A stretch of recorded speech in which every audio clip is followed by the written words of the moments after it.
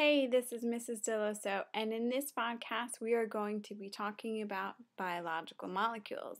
And biological molecules are also known as organic compounds. The four biological molecules are carbohydrates, lipids, proteins, and nucleic acids.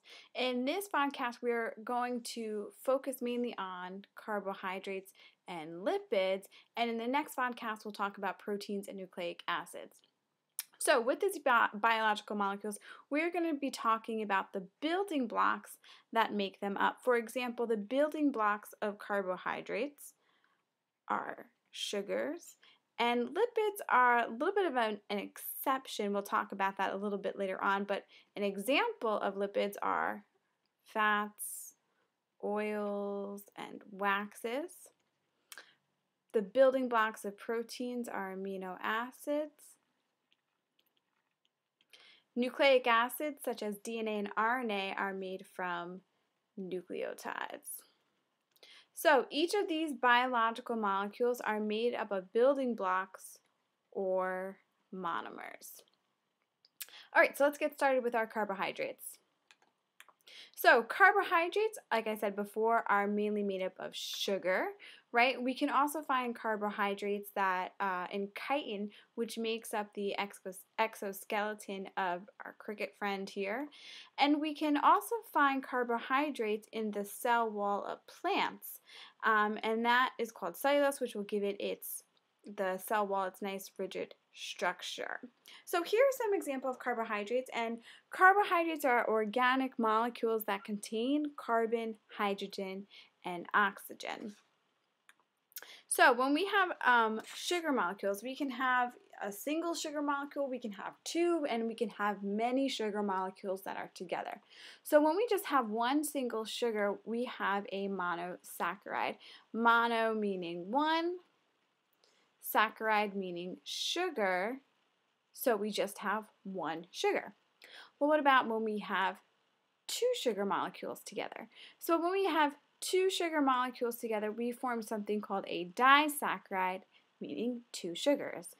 Well, what if we have more than two sugars that are together? We form something called a polysaccharide, poly meaning many, and saccharide, once again, meaning sugars. So we're going to take a look at an example of a monosaccharide, a disaccharide, and a few examples of polysaccharides that you should know. So here are three examples of monosaccharides. The molecular formula is C6H12O6, and that simply means how many atoms it's made up of. So if you were to look at each of these molecules, you'll find 6 carbons, 12 hydrogens, and 6 oxygens. Now, each of these monosaccharides has the same exact molecular formula, but it's their structural formula that actually makes them different, and what also gives it or determines their unique characteristics. So here are three examples of monosaccharides, again, glucose, galactose, and fructose. An example of a disaccharide, when we have glucose and fructose that are bonded together, we form a disaccharide called sucrose. Up top, the C12H24 O12, that represents the molecular formula, and right underneath that we're looking at the structural formula. Polysaccharides here, so take a look at the molecular formula. Look how large this molecule is. This particular polysaccharide that we're looking at here on the left is called glycogen, and glycogen is also known as animal starch. So when a person eats a starchy food, the starches are broken down to the simple sugars and then taken along with other sugars to the liver, where they are then made into glycogen for temporary energy storage. And glycogen, you can see here, is the branching chain of glucose molecules. And again, those sugars will be brought down to the liver here and formed into the glycogen, which will be stored. Another example of a polysaccharide, or a very, very large carbohydrate, is something called cellulose. Cellulose is much larger than starch, and is also made of long chains of glucose molecules. The long cellulose molecules account for the strength of the plant cell walls like I talked about earlier. Plant fibers that form cotton, wood, paper, and other products contain large quantities of cellulose. And cellulose is interesting. Even though we eat food that contains cellulose, we actually cannot digest it or break it down because we lack the enzymes to do that. So we can't actually break the bonds between the glucose in order to get the energy, but cows actually can. And it's very interesting. Cows will, they'll feed on that vegetation, they'll chew it up, and that starts the digesting process. They will swallow it where further be broken down, but then they actually throw it back up into their mouth, and that's called chewing the cud. And then again, it'll further be broken down and swallowed where they'll be able to get that energy. A little bit gross, but true. And then another example of a polysaccharide is starch.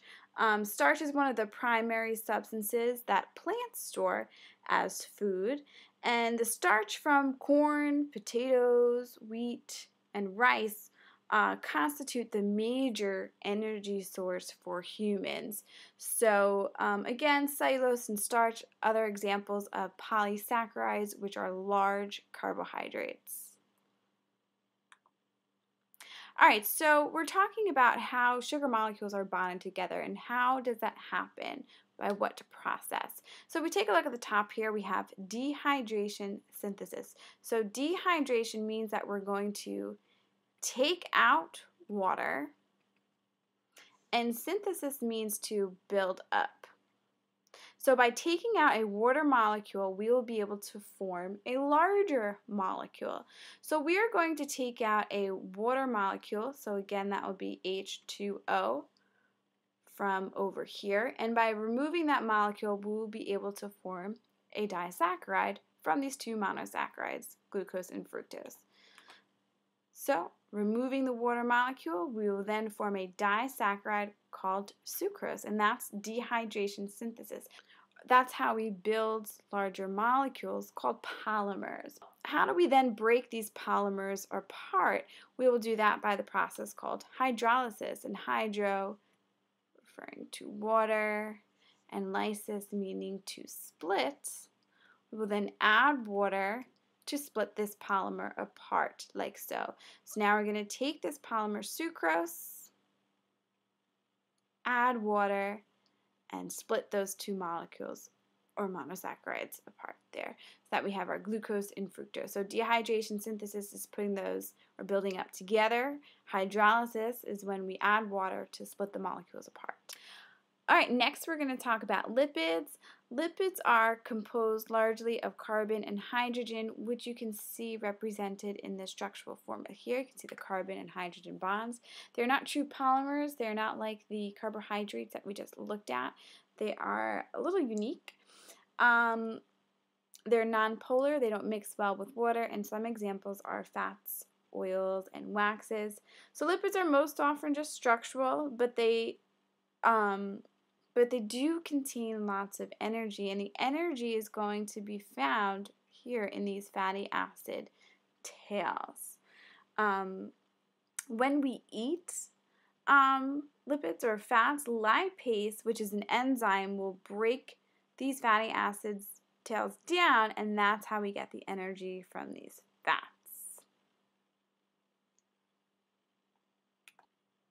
So one example of lipids are triglycerides. Triglycerides are the most abundant type of lipid in the body. They contain 3 fatty acid tails with a molecule of glycerol.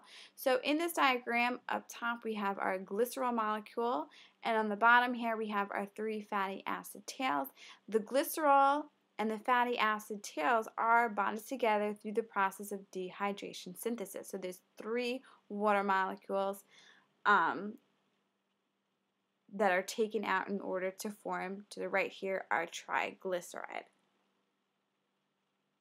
So these tails come in 2 forms. We have saturated and unsaturated. So saturated just means that there's single bonds between the carbon atoms. So if you look here, if you look at all the carbon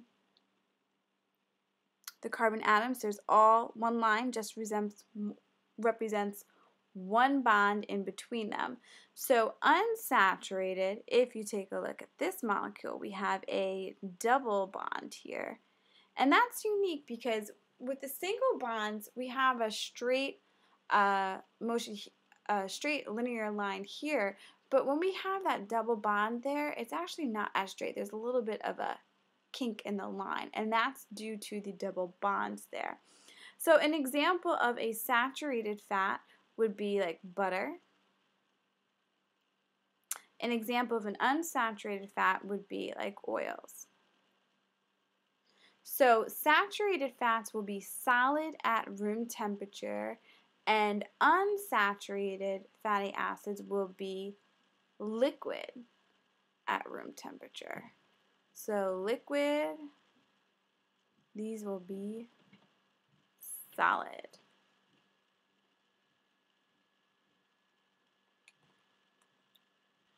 The next type of lipid that we have are phospholipids. Phospholipids have two fatty acids with a glycerol, and there's also a phosphate that's attached. So there's also a hydrophilic and a hydrophobic end. So this portion right here are the hydrophilic heads of this lipid, and this is the part that likes to be in water. So when we're talking about philic, it likes to be in water. The tails here of the phospholipids, these phobic meaning to fear, so it fears water, does not like to be in water here. And now phospholipid, it's a phospholipid bilayer. So bilayer meaning that there's two layers. So we have a top layer here and a bottom layer here. And this will be the boundary that forms all cell membranes.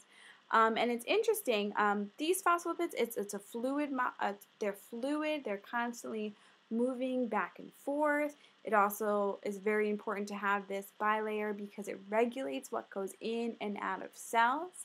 And what's also interesting is that when the cell heats up, these phospholipids will start to spread out or fall apart. And when it's cold, they'll start to bunch closer together. So then we have something called cholesterol, which will actually grab onto these fatty acid tails here in order to keep them together when the cell is hot, and then also to keep them apart when they get too cold. So cholesterol helps maintain, which is a little bit, helps maintain the cell membrane.